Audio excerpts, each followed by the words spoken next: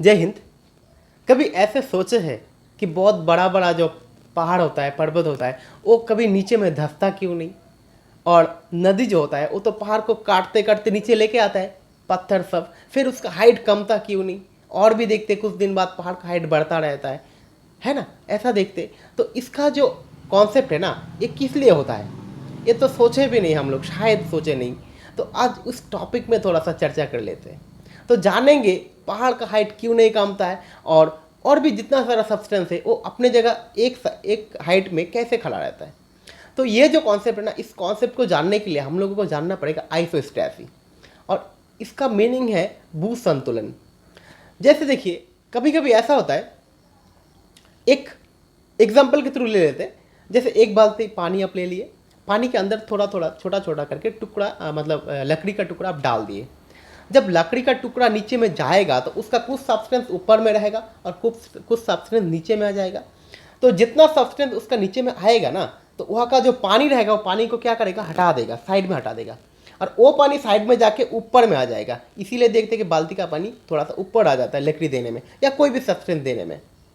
तो होता क्या, देखिए, ये जो सब्सटेंस नीचे गया ना, इसके लिए ऊपर जो साइड और नीचे जो साइड एक संतुलन बना के रहता है, इसीलिए वो कभी डूबता भी नहीं और कभी बाहर भी नहीं आता है।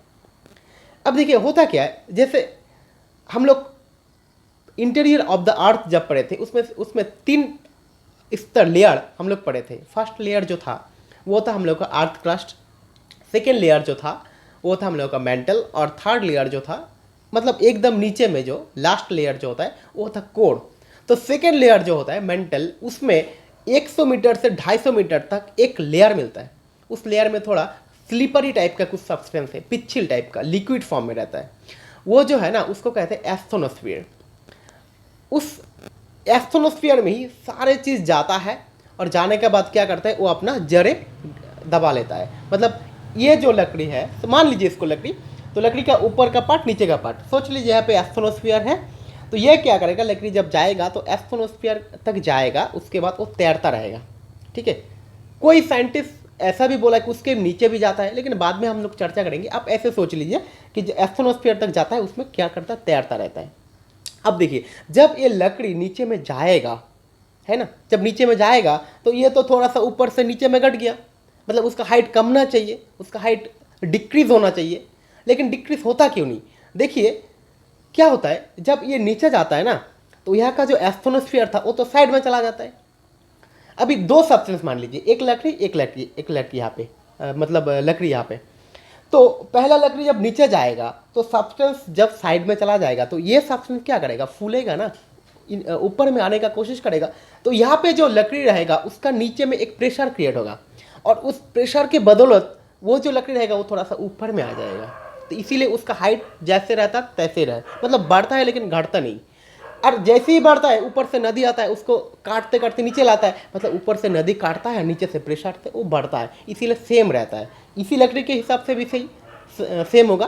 साइड का कोई लकड़ी रहेगा, ये नीचे में आएगा तो इसको प्रेशर आएगा, ये भी ऊपर में आ जाएगा, है ना कॉन्सेप्ट। आई होप आपके समझ में आ गया होगा। अब देखिए, इसी कॉन्सेप्ट के ऊपर बेस करके 2 साइंटिस्ट जो है, जियोग्राफर जो है, वो 2 थ्योरी दिया था। दोनों का कॉन्सेप्ट थोड़ा सा अलग है, तो हम लोग देखेंगे पहले फर्स्ट जो थ्योरी था उस थ्योरी के बारे में। फर्स्ट जो थ्योरी था वो था एरी का थ्योरी। एरी का कॉन्सेप्ट कौन से साल में दिया था, 1855 में दिया था। देखिए एरी क्या बोला था, मान लीजिए ये एक बेस लेवल है, ठीक है, मतलब यहाँ का ऊपर में हम लोग देखते हैं, यहाँ पे कोई पहाड़ सा है ना, और यहाँ पे कोई जैसे मान लीजिए एक हम लोगों का घर है, ठीक है, घर है, ऐसे मान लीजिए आप घर है। अभी एरी क्या बोलता है, ये जो सब्सटेंस होगा ना, ऊपर में इसका जितना पार्ट जाएगा, नीचे में उसका उतना पार्ट ही जाएगा, क्योंकि ये जो लकड़ी के बारे में बोले थे, लकड़ी का कुछ पार्ट ऊपर रहेगा और जितना इसका लोड होगा उस हिसाब से वो नीचे तक जाता रहेगा, है ना। अभी देखिए एरी का हिसाब से टोटल सारा लकड़ी जो था, सब्सटेंस जो रहेगा वो एक ही मटेरियल से बना रहेगा। जैसे लकड़ी होगा, इसका डेंसिटी सेम रहेगा, तो एरी बोलता है कि ये जो पर्वत होगा इसका डेंसिटी और घर जो हम लोगों का मकान सब होता है उसका डेंसिटी अगर सही रहेगा तो ये क्या करेगा, नीचे में इतना तक आएगा, मतलब ऊपर में जितना तक नीचे में इतना तक। जैसे हम लोग देखते हैं बर्फ होता है, बर्फ का कुछ पार्ट ऊपर में रहता है, कुछ पार्ट नीचे में रहता है ना। इसी तरह से ये जो घर होगा इसका हाइट ऊपर में जितना है नीचे भी उसका हाइट उतना तक ही रहेगा। ये एरी का कॉन्सेप्ट है, ठीक है। इसी तरह से मान लीजिए एक घर है, ये एरी का कॉन्सेप्ट है। अब देखिए एरी का जो कॉन्सेप्ट है, एक हिसाब से सबसे पहले एक कॉन्सेप्ट दिया था, एक हिसाब से सबके माइंड में भू संतुलन के बारे में एक कॉन्सेप्ट यही दिया था। इससे पहले किसी का माइंड में एक कॉन्सेप्ट आया ही नहीं था, जो मतलब एक हाइट में जो सबसे रहेगा उसका हाइट घटता क्यों नहीं, ये तैरता कैसे रहता है, हम लोग स्टेबल कैसे है, ये सब कॉन्सेप्ट सबसे पहले यही दिया था। देखिए लास्ट में क्या होता है, इसका जो कॉन्सेप्ट होता है ना, इसका कॉन्सेप्ट का कुछ क्रिटिसिज्म निकाला जाता है। क्रिटिसिज्म क्या होता है, देखिए जब हम नीचे आएंगे, जैसे हिमालय, हम लोगों का हिमालय होता है ना, उसका हाइट कितना है 8,850, 840 से बाहर के थोड़ा 50 हो गया मीटर तक, ठीक है इसका हाइट। अगर एरी का कॉन्सेप्ट अगर सही रहेगा तो देखिए नीचे में भी इतना तक आएगा, है ना।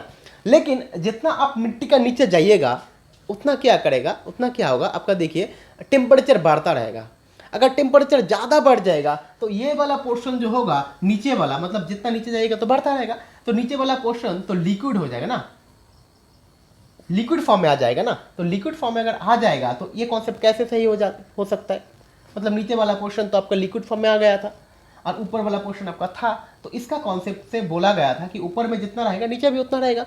तो ये थोड़ा सा गलत बोल दिया था, मतलब गलत ये क्रिटिसिज्म किया था दूसरे जियोग्राफर्स ने, ठीक है। लेकिन फर्स्ट कॉन्सेप्ट ये दिया था, और सेकेंड कॉन्सेप्ट जो दिया था वो दिया था प्रैट। प्रैट कौन से साल में दिया था, 1859 में। देखिए ये क्या बोला था, थोड़ा सा डिफरेंस।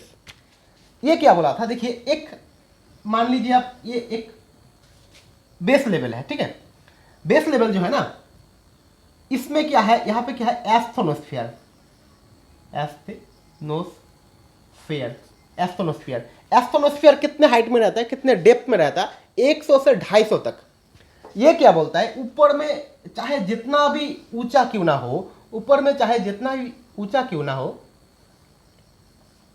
ठीक है। ये थोड़ा घर के टाइप से बना देते, ऊपर में जितना हाइट में हो, लेकिन नीचे में ये जब आएगा ना तो इतना हाइट तक रहेगा, मतलब इसका बेस लेवल यही तक है, मतलब 100 से 250 तक। एस्थोनोस्फियर तक जब आएगा उसके नीचे जा ही नहीं सकता। तो इसका कॉन्सेप्ट क्या था, ये जो सब्सटेंस है इसका डेंसिटी अलग होगा, ये जो सब्सटेंस है इसका डेंसिटी अलग होगा। डेंसिटी, इसका डेंसिटी जितना होगा इसका डेंसिटी वैसे नहीं होगा, सेम नहीं होगा। इसीलिए सेम नहीं होगा, फिर भी ये जो है मतलब सब्सटेंस बाहर सा, ये सब्सटेंस का नीचे में जो रूट होगा वो एस्थोनोस्फियर का लास्ट सीमा तक होगा, और ये जो घर है इसका बेस लेवल वो एस्थोनोस्फियर तक ही होगा, इससे नीचे नहीं जा पाएगा। ये था हम लोग का प्रैट का थ्योरी। अब देखिए ये दो थ्योरी जब आता है ना, उसके बाद हम लोगों का माइंड में एक कॉन्सेप्ट आता है।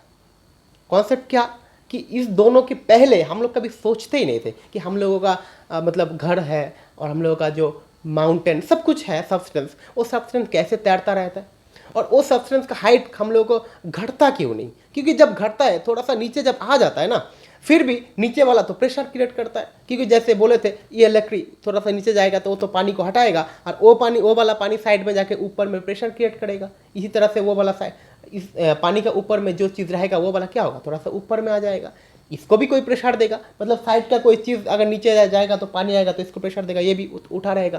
तो इसीलिए ऊपर से नदी क्या करता है, घटाता है, और नीचे से प्रेशर में ये ऊपर में आता है। इसीलिए कोई सब्सटेंस का हाइट जल्दी से घटता नहीं।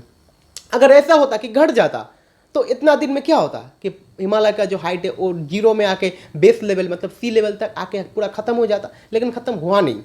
इसका प्रूफ ऐसे ही मिलता है, ठीक है। अब देखिए ये दोनों कॉन्सेप्ट का बाद एक जो है उसका नाम है Dalton, CE Dalton, DUTT, Dalton. ये क्या बोला था, आइसोस्टेसिस जो मतलब वर्ड है ना, इसको फर्स्ट यूज़ किया था कौन सी साल में? 1889 में। मतलब इससे पहले ये लोग कॉन्सेप्ट दिए थे, थ्योरी दिए थे, लेकिन ये जो टर्म था आइसोस्पेसी, इसको यूज़ लेकिन नहीं किया था।